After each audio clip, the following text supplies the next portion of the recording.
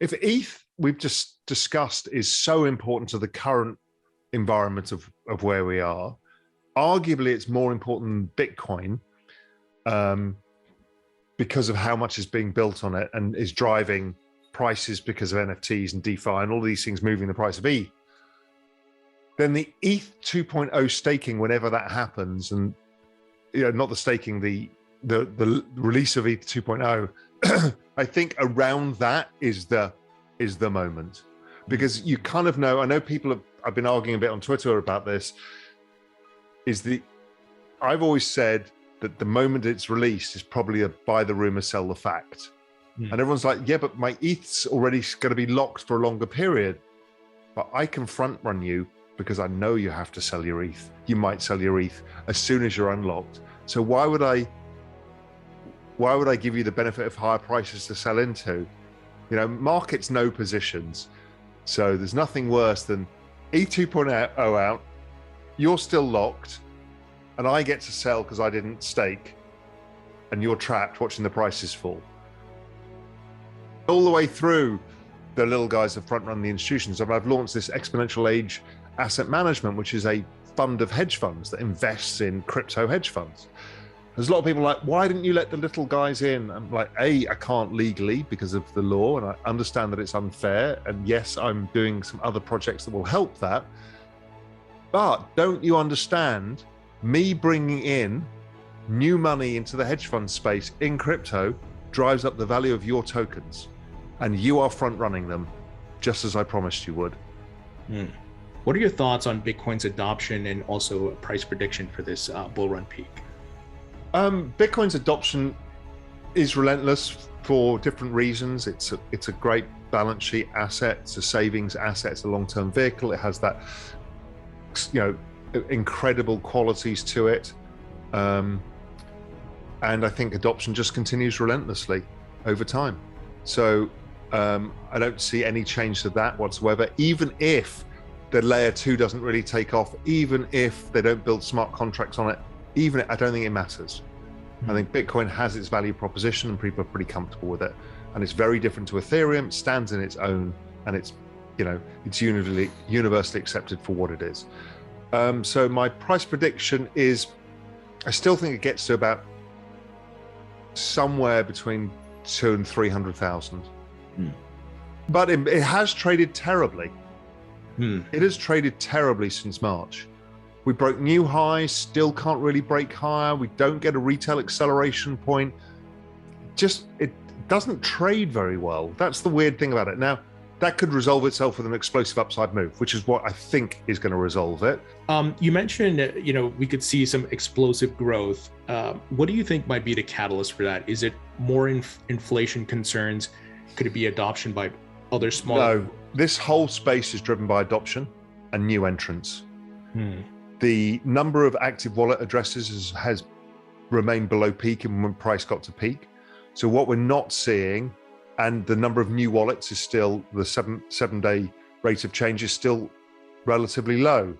So what we haven't seen is headlines of Bitcoin goes to new highs, up 50% in a month, that drives in retail and panics in institutions.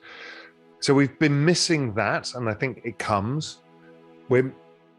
I know the institutions are all coming, they're all involved, but I think a lot of them are like 2022, yeah, we're going to allocate to Bitcoin. I own some XRP actually. A lot of XRP holders are going to be excited to hear about that. When did you take a position? Not necessarily, but timing. Year ago. And I bought it for the reason that A, it does have use cases and it is being used.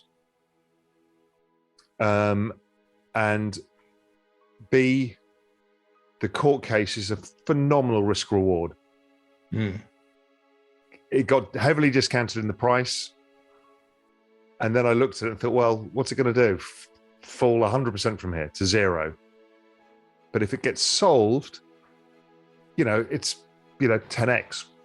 And I'm like, well, that's a no-brainer. Why would you not take a 10-for-1 risk reward that has a catalyst around it?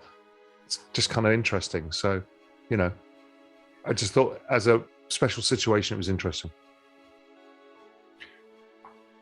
We've got a fight and it has to happen.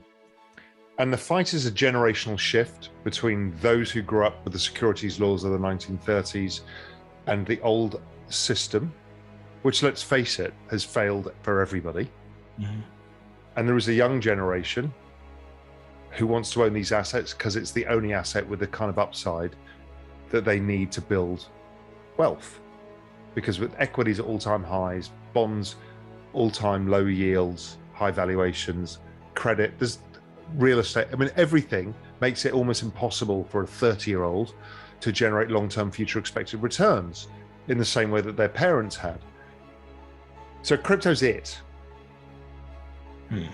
And if you are going to try and take that away from the young people, you have to remember that they're the largest voting group. And if you're going to take away their future opportunity to invest and save. So I think it's a generational battle, and I think it will be a grand compromise. I think Gary Gensler has laid down the hard line because that's how you negotiate. You start with a tough line because he's the school teacher. He's saying you will not do that, and we will prosecute all of you. Everybody else says just leave us alone, let us run free, let us do whatever we want. The answer will be a grand compromise, and it has to be a new set of laws called, let's say, the digital asset law. They have to realize that there is no political will to fight this. So that's got to happen. Everybody's trying to apply the brakes because everybody knows it's moving at lightning speed. Don't forget, this is the fastest adoption of any technology in all recorded human history. It's being adopted at twice the speed of the internet at exactly the same size of market. And everybody's terrified. They're also building, Goldman Sachs got a crypto unit. Everyone's got crypto units that they know where it's going, but they want to slow it because they want to participate in it. But it's happening in this dispersed, decentralized manner that is so impossible to keep control of. So yes, fear does come into it. And they'll be saying, you need to stop these crypto people. They're speculating. So what does that mean? What it means is, well, it should only go to those people who can afford to, and it should be by advisors. They want to be the gatekeeper. Their job is to be the gatekeeper. That's how they get paid. There's no gatekeeper in crypto.